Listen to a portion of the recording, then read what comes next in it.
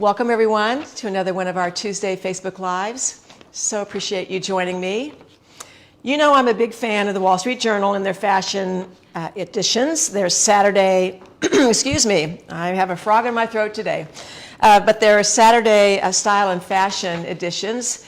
And we're going to be talking about some checks when we talk about fabric and the Frankie shirt, which we're talking about today. And so, of course, in a timely manner, there was an article last Saturday about checks, why retro grids are back. And I just loved this. First of all, there's a picture of the Vans famous shoes. And I'm always interested in statistics that just blow your mind. But when you search the word checkerboard on the Vans web shop, there are 465 different shoes that come up that have checkerboards on them. I don't own a pair, but I know that Erin does, and Oliver, her son, does too. And if not, then they've painted it to look like that. So checkerboards are so cool. But the pattern has become an inescapable design on social media sites like Instagram and TikTok, and the hashtag checkerboard outfit has had 789,000 collective views.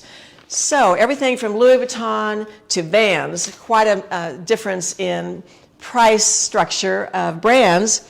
Checkerboards are what it's all about. Whether you are interested in them as retro pieces or very modern pieces, it's all over the board, and it certainly is a trend right now. So the sewing workshop, once again, is up to date because we are showing some checkerboards today. Well, as you know, or may know, this Friday is the launch of our October So Confident project, which is the Boro jacket. A little bit checkerboard, don't you think?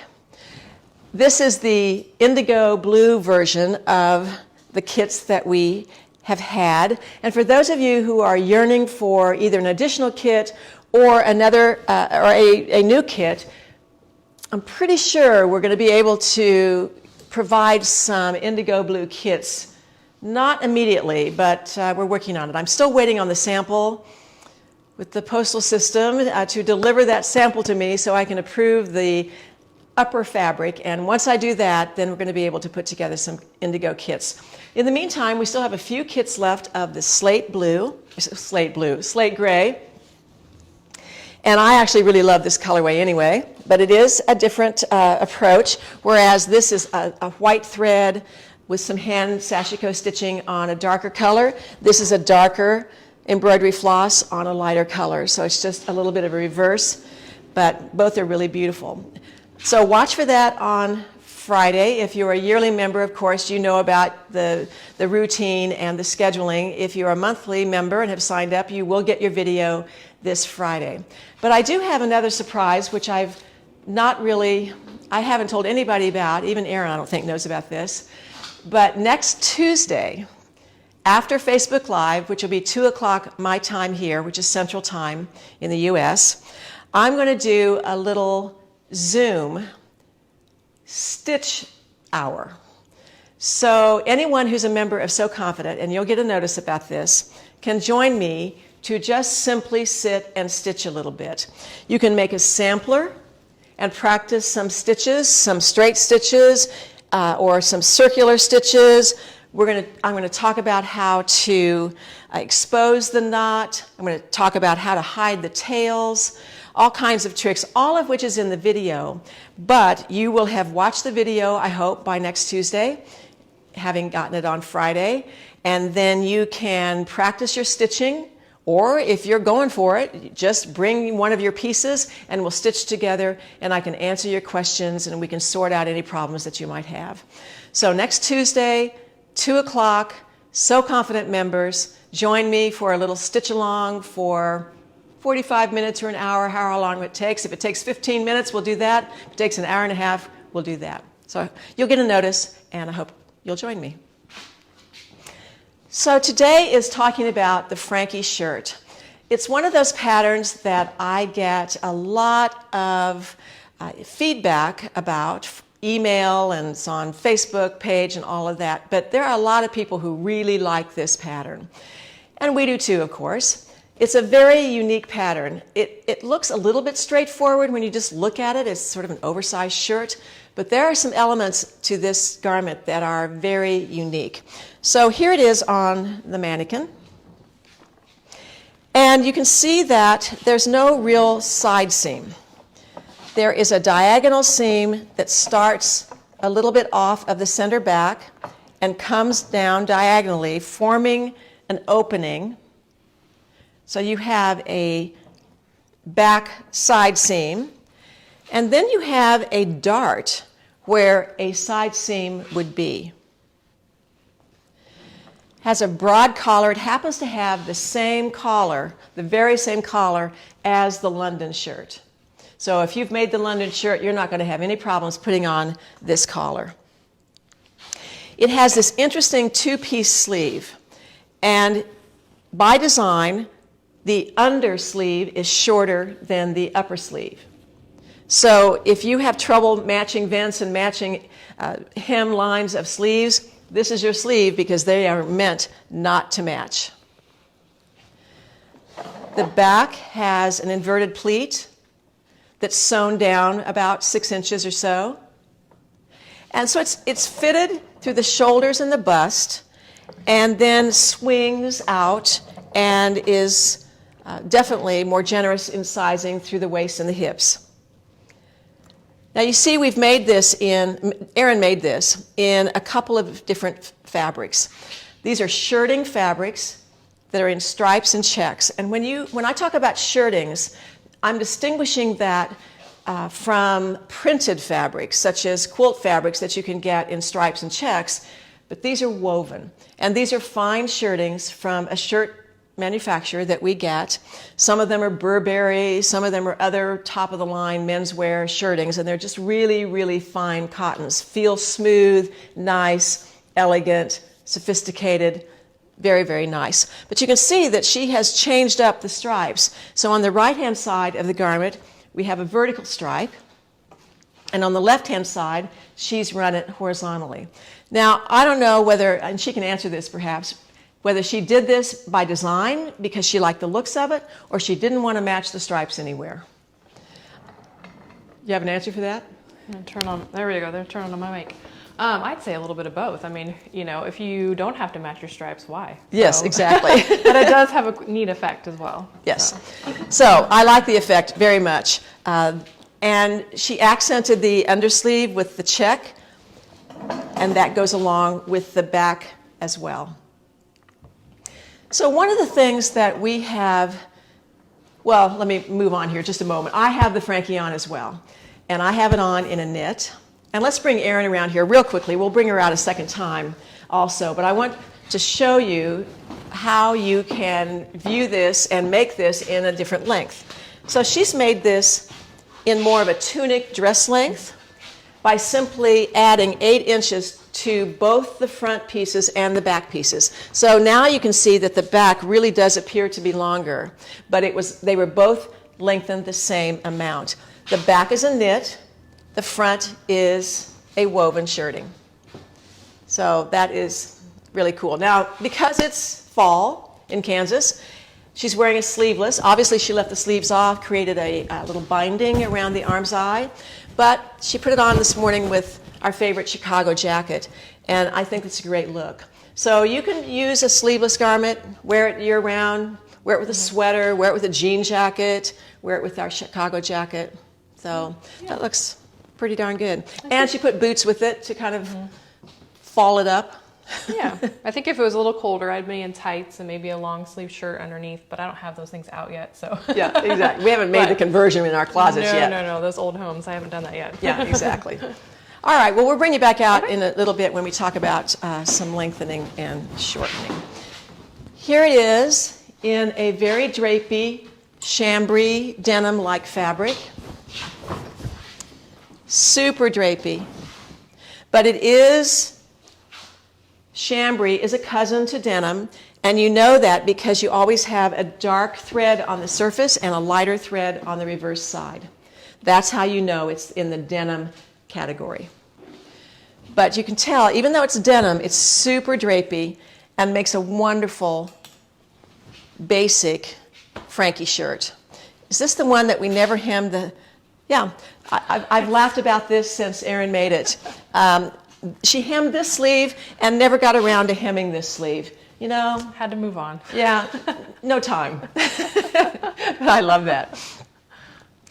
So we've had a couple of things kind of surface about this pattern that I want to talk to you about. And it's a good time to talk about patterns that do this. Any pattern might do this on your body. You can see from the side that the collar stands away from the neck a little bit. And if I were reproducing this pattern, I might correct that, but it doesn't happen on everyone. And so it's always hard to know when we're producing a pattern when we make these adjustments and when we don't. But if this happens to you, then I'm going to show you how to correct that.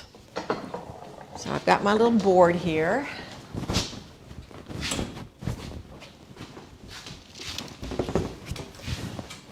So in this particular case, you have this, remember this diagonal line that kind of comes forward into the front of the garment. So you have a back piece that has the inverted pleat, and then you have what we call a front side back piece. So this is the arm's eye.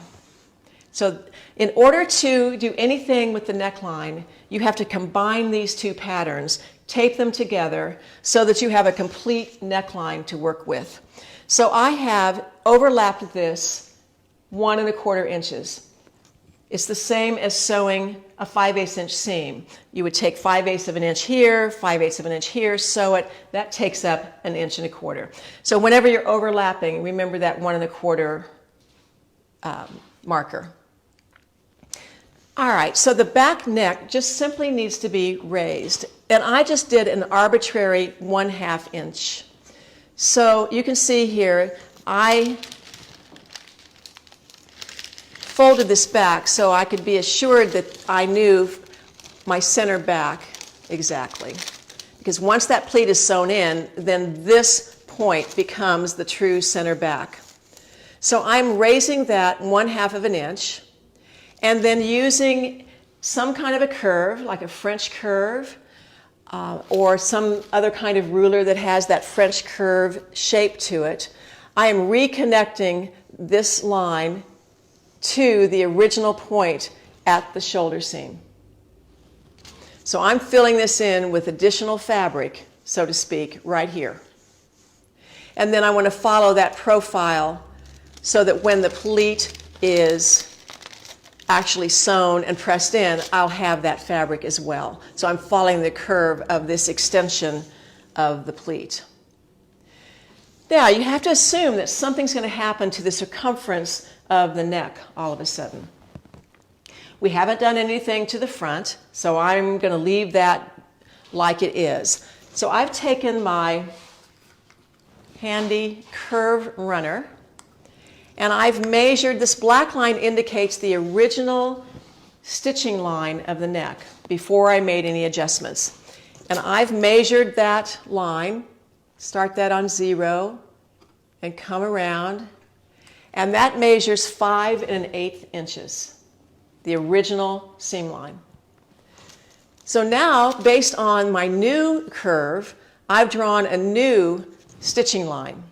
And that's indicated in red here. So when I measure that line, again with my curve runner, that measures 4 7/8. It's subtle, but it's enough to pay attention to. So that's 1/4 of an inch difference. So we have closed up that back neck by 1/4 of an inch, which means that you need to adjust your collar piece also by 1/4 of an inch, and I do that at the center back. So I've just taken a little 1/8 inch tuck at the center back that has removed 1/4 of an inch. So now the collar will fit that back neck. This is something that you can do for a lot of reasons. Maybe you are beginning to curve a little bit at your upper spine and right at your neck. That doesn't replace the possible need for a rounded back adjustment, which is a totally different adjustment. You would do the rounded back adjustment first, which happens in this area, and then you would do this one second. The rounded back adjustment is in our fashion fitting encyclopedia. It's a fantastic method. Again, you would tape these two pieces together in order to do your complete back adjustment for a round back. So that is rounded back. Now, let's bring Erin back out here again. You can leave your jacket on.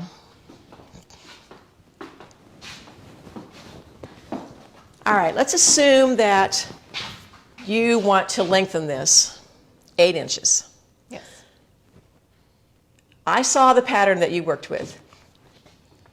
You made a decision to make the dress a little fuller than normal. All right. So I'm going to show you on the pattern what she did to make the dress longer, or the tunic longer. And this also works for shorter, but the concept is the same. Okay. Right. Okay. You're excused. All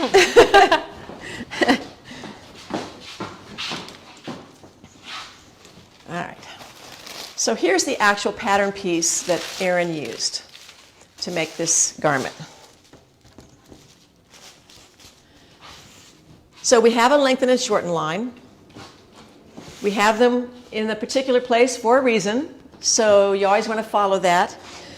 So you slice the pattern along the lengthen and shorten line, insert some paper, and you spread it 8 inches. Now in this case, this is on a center back fold, so that is where you line up your two pieces again that have been spread. So this stays as a straight line here. But notice what happens over here. So let's say you're making a medium. Well, all of a sudden, the medium is here and then it's over here and it's not lined up. That's where people get a little bit confused. So she had already made the decision she wanted this to be fuller. She was fine with a really swingy back. So you take, in her case, she took a ruler from her cutting line of the medium under the arm and measured a distance out from the bottom hem of, I don't know, an inch or something, 1.5 inches. So that would make it 3 inches swingier in the back. And so she just connected that line from underneath the arm to that new point that she determined at the bottom. But if you determine that you just want to keep the same circumference of the garment as originally designed, then you want to reconnect the original points of your size. So in this case, it's a medium under the arm, and it's a medium at the hem. And you don't pay any attention to what's happening in here. Your eye is from here to here.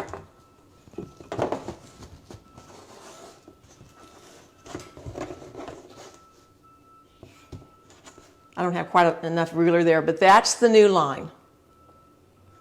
And you can see that these are still offset, but you don't care. You have the original shape of the original line that the garment had, which is straight along that seam. You have to study the shape of those seams first. If it's straight, you can use a straight ruler. If it's curved, you're going to use something else, like a hip curve or another sort of curve. So that is lengthening or shortening an asymmetric garment. This condition happens all over our pattern line. On the London shirt, the Liberty shirt, the Zona shirt. I mean, I can't tell you, it's endless how many patterns we have that don't have straight up and down vertical seams. So let's say you want to lengthen these sleeves for winter, or shorten them because your arms are a little bit shorter. Whoops, wrong board. Let's look at this one. All right, so this is the upper sleeve. Now, there's an undersleeve too, so the same concept of what we're talking about here will happen with both sleeve pieces. But let's say you want to lengthen this 2 inches. You just want a little more coverage, or your arms are a little bit longer. So I have cut along the lengthen and shorten line and spread the pattern 2 inches. The first thing to do is to extend the grain line into the paper that I've inserted between these 2 cut lines. That's very important. So that when I put these back together, I match at the grain line. Remember, on the back, we matched the center back, which would be the grain line. So that is always the match point for lengthening and shortening. You can't pay attention to matching any of the sides. That's your match point. So now, same concept. I want to keep the circumference of the sleeve the same at the top and the bottom of the sleeve. So I am reconnecting. This was a straight line. I studied that. So my straight line goes from the top of the sleeve to the connecting point before the vent. And you can see those are offset, but I'm not paying any attention to that. I know that that will work because that's retaining the same circumference. But when I looked at this line, I realized it was a little bit curved, just a little bit. So to connect from this point to this point, I've taken a hip curve and just given it a gentle curve to retain that same shape. So be sure and study your patterns first before you go slashing and spreading and overlapping and all of that. So that is lengthening or shortening the sleeve. And you would do the very same thing to the undersleeve. This is not just for the Frankie. Remember, it's for any pattern that has these offset lines when you lengthen or shorten. Do we want to take questions now about any of that, or do you want to wait? Let's do it now. All right. They had some questions about some of the things that you were talking about on the boards. Okay. So with the sleeve, what if you want to make it a smaller circumference? All right. You would take a tape measure. I don't have the tape measure with me that I would use, actually, but remember I've talked about a tape measure that has a D-ring on one end so that you can slip the other end of the tape measure through that D-ring and draw it up like a lasso. Anyway, whatever you have, you want to determine the circumference at whatever point you've decided you want the circumference of the sleeve. And so you measure from the shoulder dot to the distance that you want the sleeve of length, and then that's where you measure the circumference. So then you're going to measure the finished circumference of this sleeve. So you have to take into account that you have a 5/8 inch seam allowance. This is the finished width here. You're going to measure this width. You'll measure the undersleeve width and decide how much you need to reduce it. So then you will do your math, however many seams you have. In this case, there'll be probably 2 seams. And so you start, instead of this connection, you always start here, but you can just angle this in, however much you want. Again, that would be curved probably on this side, straight on this side. So hope that answers it. Is the sleeve off the shoulder, and can it be sleeveless? Well, the sleeve is a little bit off the shoulder in this garment. Not much, though. Half an inch or an inch or so, max. This may be longer on me because I think this is hung on the hanger for a long, long time. In this knit, I probably should have stayed the shoulders in this knit, which I didn't do. But this has been hanging on the hanger for a year or so. And yes, you can make it sleeveless. Maybe Erin can come around, take her jacket off again, and show you what it looks like sleeveless. And there was the question about it, how you finish it if you do it sleeveless. Oh, okay. So this is a bias binding. In self fabric. We have a tutorial on 1 strip, 4 looks. Something like that. That shows you how to measure, cut, shape, and sew on bindings like this in about 4 different ways. Right. But yeah, it's just a simple binding. You could create a facing, but I'm a little more tuned into bindings instead of facings. I can't really tell you why, but when you look at really nice ready-to-wear, you don't see that many sleeve facings on sleeveless garments. But the binding can be exposed, it can be on the outside, it can be on the inside, it can be wrapped so that you see it. Lots of ways to do it. But it all starts with the same, probably 2 1/4 inch width of binding. And this kind of shows you too that it is a little off the shoulder. You can tell Little that it's bit. a little off the shoulder. And if it looks off the shoulder on me, then you know it really is. Right. So So this you can shows do a that. narrow shoulder adjustment if you want to. And that is definitely in our little book here. We do this technique all the time. Page 9. Yeah. And that's also in the fitting shoulders that we Yes, put we on have a special. tutorial on fitting shoulders, and it's one of the processes, the techniques that's in that tutorial. Yep. Okay.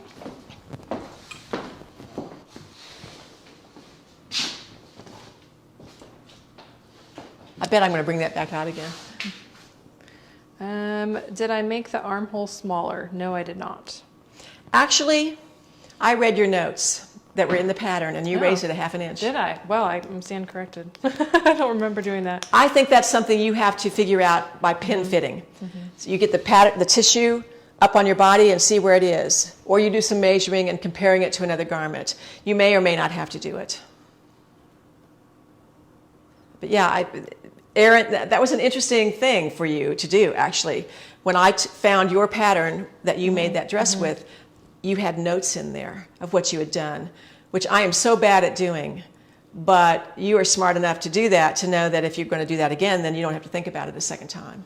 Well, and obviously I can't remember, so that's Well, yeah, why I she didn't. can't. Exactly. There you go. Yeah. Okay. So if you were to narrow the forearm, how would you, wait, sorry, I think these, and there's some replies on this question, so I'm trying to decipher. Says, don't forget if you change the circumference of the sleeve, you'll have to change the fit in the bodice. Well, if you're changing the circumference of the sleeve here, you are not changing the circumference of the sleeve that goes into the arm's eye. That's 2 different things altogether. Which you don't really want to mess with. No. That's Now, fine. if you're raising the arm's eye, as Erin did, and you're putting a sleeve in it, then you're going to re-measure the arm's eye on the seam line and measure your sleeve and make sure there's not more than an inch and a half of ease in the sleeve, and you might have to take something out of the sleeve to go into a smaller arm's eye. Maybe that was the question, or sort of kind of the question. It's a good question, even if it wasn't a question. Yeah, there are a couple questions about that. I think you answered those. Okay. How do you make the body of the sleeve smaller? The circumference of the sleeve smaller? You know, we have a method of increasing the girth of a sleeve in our fashion fitting encyclopedia, which is basically a spread. Can you see this, Erin? And I can't really demonstrate this because I don't have a sleeve that can do it, but you know, where you slash the sleeve from top to bottom, slash the sleeve underneath at this point at the top of the seam, and then you spread it. Well, you would do the reverse. You would slash and overlap so that you're changing the circumference of the girth. So it's just the reverse of this. Can you make the body of the shirt smaller? Sure, absolutely. You can,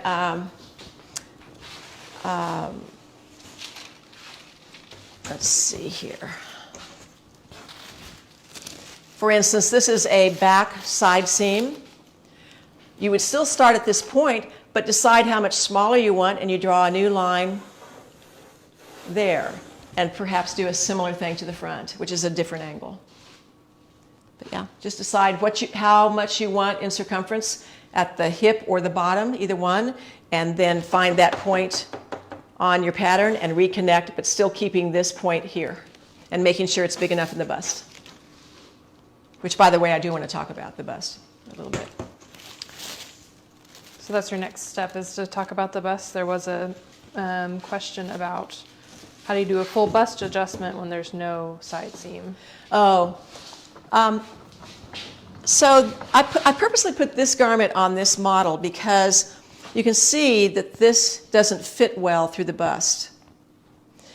And so if you want a full bust adjustment in this, you can do it one of two ways. And by the way, just because there's not a side seam doesn't mean you can't do a traditional bust dart, because there is a dart here, and you can come out where the side seam is, and you can come out of this side seam with a dart.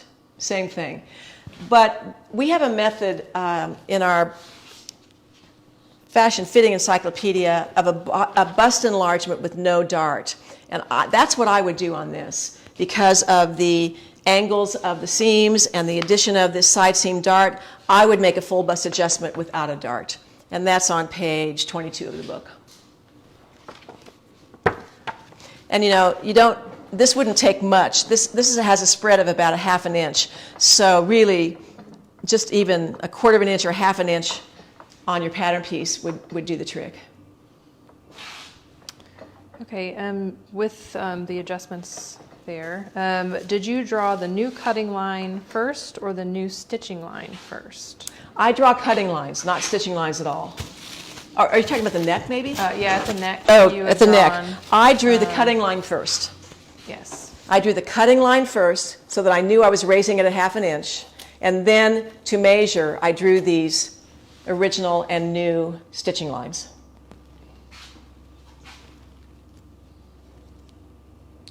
Okay. We have some other fabric-related questions, Okay. but I think that's All it right. for the... Great. All right.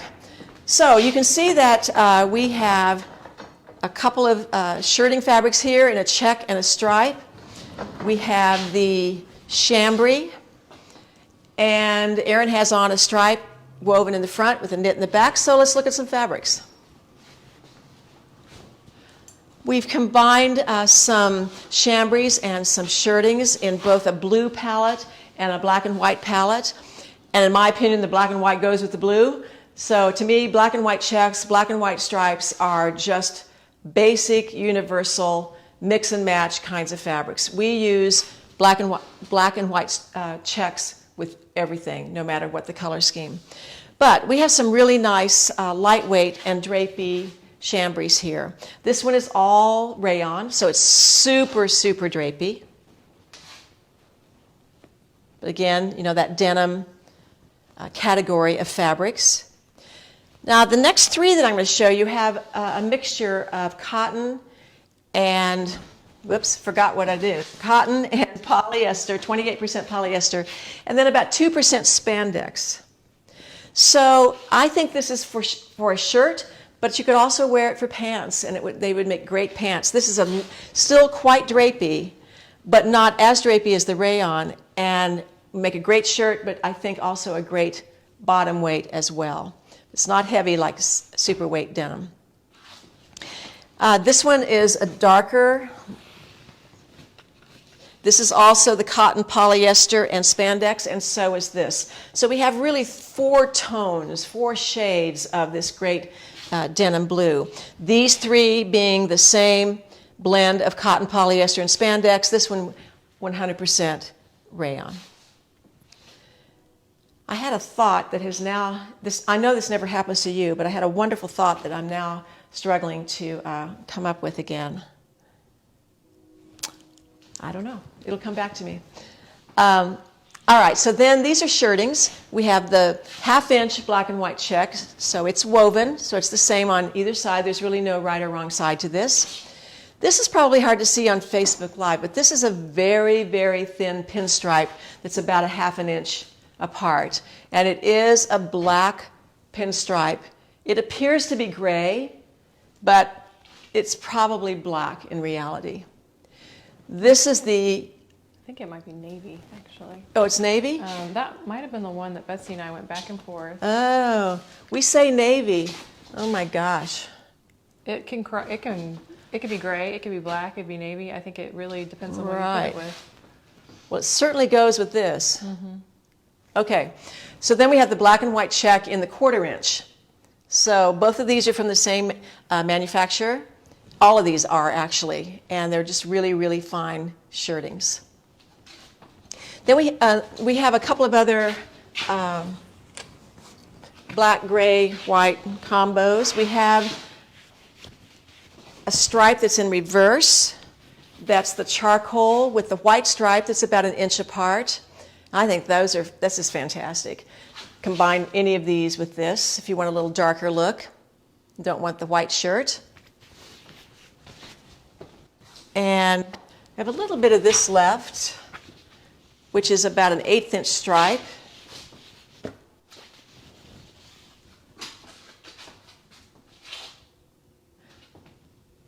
And then we have a black and white and gray check that actually has some spandex in it, 10% spandex.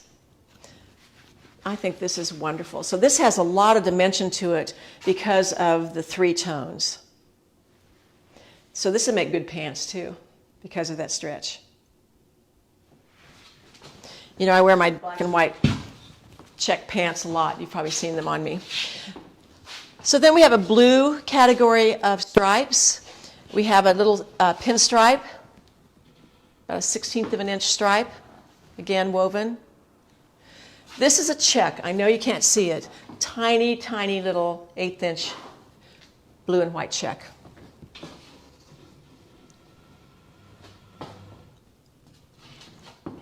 Wow. Let me see if I can get it for you guys. That's better. And then the blue and white stripe.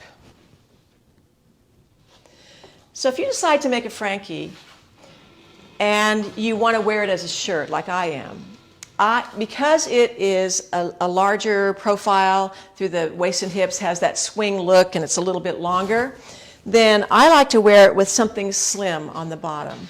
So my favorite pattern to wear with it are helix pants. And I have the helix pants on today in this more cropped length. When you buy the helix pants pattern, it comes with the 2 lengths, a long, full length, and then this length. And I wear this length a lot, actually, but I forget to talk about it. So you don't have to worry about shortening it or lengthening it. It's already done for you in the pattern. And then the pencil pants are also the same slim profile, different waistband treatment, but also a really good look with the Frankie.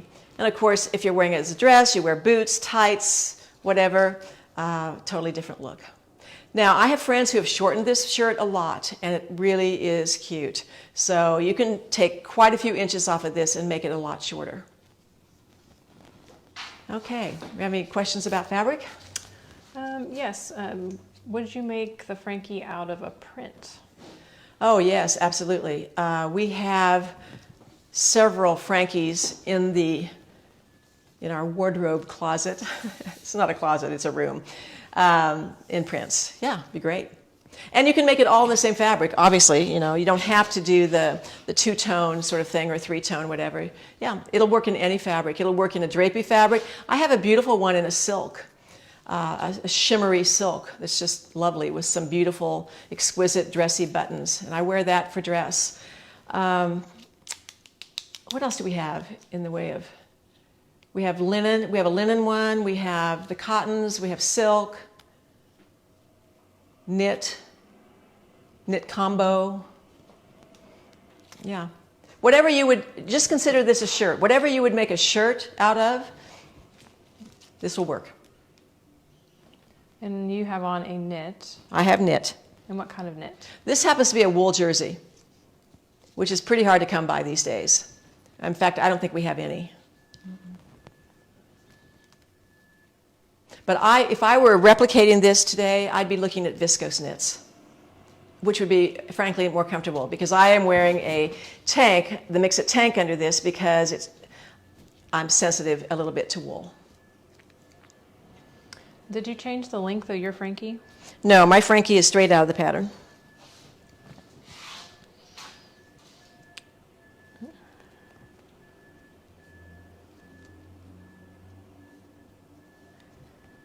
So the fabrics that we have on the wall are these fabrics we're going to continue to carry, like staples that we're going to continue to carry on our website? The shirtings are staples for us. The denims we can get again. It'll be interesting to know if we actually carry them all the time. I think for us, carrying staples is not something we think too much about. We do obviously talk about the same fabrics over and over and over, but we can reorder these. We'll see how the orders go, and if we need to, we will. If we don't, we won't. Is there a way to tell the fabrics that we do continue to order? No, we don't say that on our website, unfortunately. It's not a bad idea, actually. But we don't indicate on our website that this can be reordered. Sometimes it depends on the stock of where we order it. With the issue of getting fabrics these days, right now, with shipping and where they're coming from and all of that, we can say we'll reorder it and then we can't get it, or it's forever getting it. So it's a little tricky right now. Can you compare the fit of the pencil pants versus the helix pants? You know, I can't tell much difference between the helix and the pencils. I originally thought that the pencils were a little slimmer, and I think they probably are. But it's mostly about the details of the pants that make them different. The helix pants have a 1.5-inch elastic that goes inside of the pants, and that's next to your body, and so it's a real smooth, clean look. The waistband of the pencil pants has a 1.5-inch casing with a 3/4-inch sewn-in elastic, so it's a different look. We started out by making the pencil pants in drapey or lighter weight fabrics and the helix pants in a more stable fabric like a ponte, but I've kind of reversed all that. I think they're both really quite similar. But if you put one on top of the next, my sense is that the pencil pants are slightly slimmer. I haven't done that for a while. I do find that the helix is a little higher at the waist than the pencil pants. Yes. The blue check, are those the same fabrics from the hibiscus kit? Yes, these are the same hibiscus fabrics. Mm-hmm. And the grays. And this one. Mm-hmm. Yes. Will you ever do the helix as a PDF pattern, the pants? Yeah, probably. It's not on the immediate radar, but we probably will at some point. Yeah. That's kind of a Betsy question. She's on the download track of what's getting digitized and the future of those. And I will say we are working on a lot of digital patterns. We are right working now, on a lot of them. This whole printing thing is really very up in the air at the moment. So everything is going digital for us. And we're just trying to get through them as best we can. Can you post the Frankies in prints on Facebook or the website for customers to see? We may have, Betsy can take a look at that. We may have some on our website in our gallery already. I can't really remember. But we'll try to post some things if we have them photographed. Is there enough stretch in the denims and the checks to make helix pants? There's not enough stretch in the denims. 2% is not enough. I think this is enough. Interestingly enough, this is a vertical stretch. So that means you're going to cut anything that you want to take advantage of the stretch on the cross grain. I've made that mistake one too many times. So if it doesn't have enough stretch, which pants patterns would you recommend? I would recommend the Hudsons, the Chesneys, the Madrids, the Getaway jeans,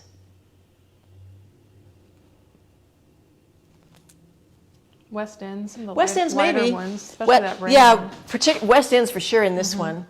Probably, I don't know, Erin would make West Ends in this. I would. Yeah. Can you use both sides of the blue rayon to color block?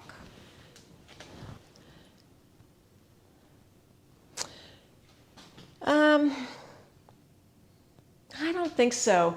When you see this up close, it looks like the wrong side. It looks pretty good from afar, but I don't think so.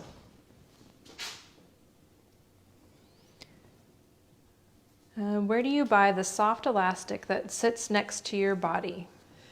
Right here at the sewing workshop. Okay, can you repeat the fabrics that you would use for pants? I would use any of the chambrays for pants. I would use this check for pants. That's it. And maybe, Well, I mean, it depends. You know, Picasso pants. I do Picasso pants all day long in these. Right. I definitely would. Yeah. Even maybe the Chesneys or The Chesneys. might be an idea brewing right there. Yeah.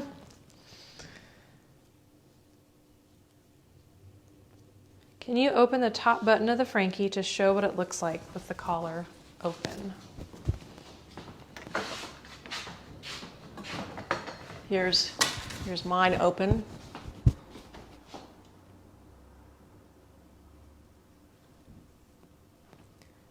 You can flip up the collar.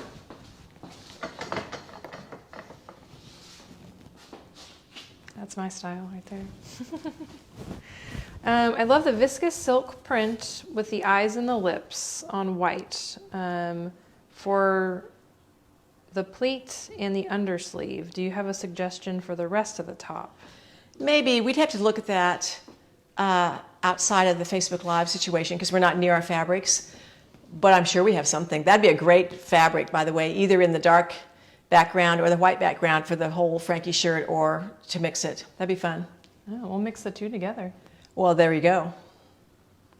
I think that'd be really fun.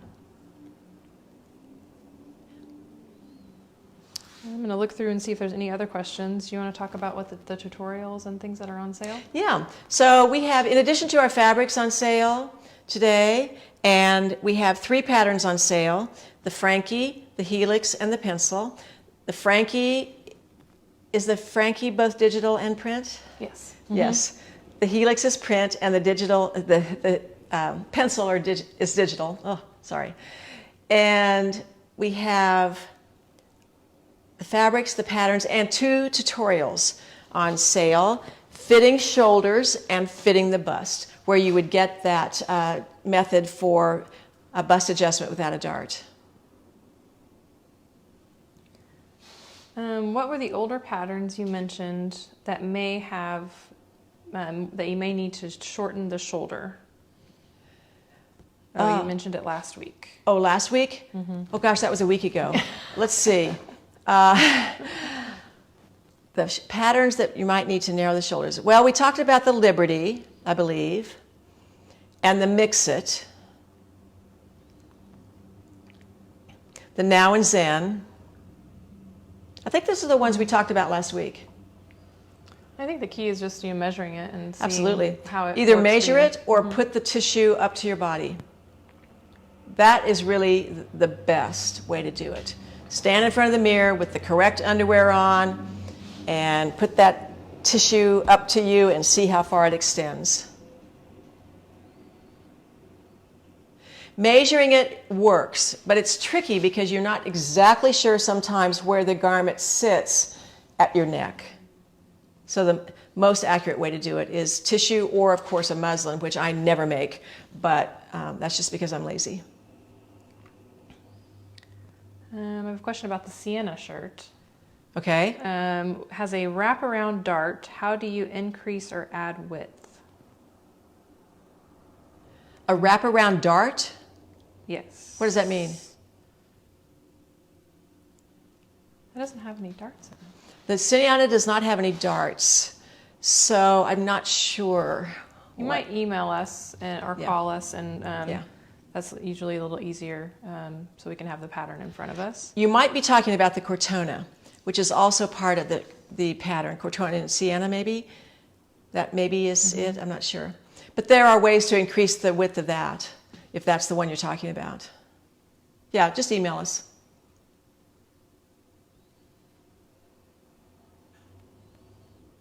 I'm still looking. Lots of good conversation. I think that's all I see. Okay. All right. So patterns, Frankie Helix pencil, 2 tutorials, fitting the bust, fitting the shoulders, and the fabrics. All right. So watch for Friday, video launch. Next Tuesday is Stitch Along with Linda.